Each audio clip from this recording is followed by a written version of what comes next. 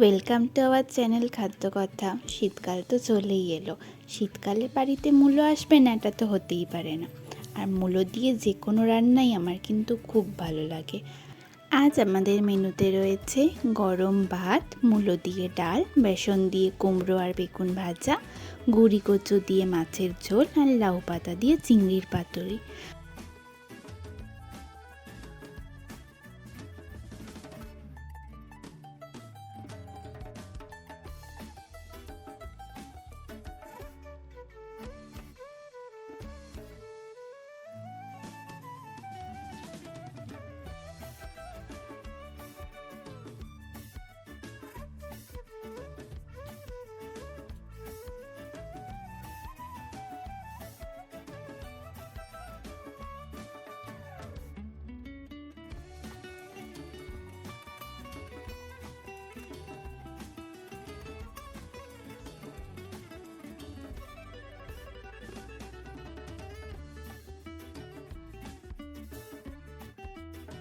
মা কিন্তু লাউ পাতা দিয়ে চিংড়ির পাতুরিটা খুবই সুন্দর করেছিল।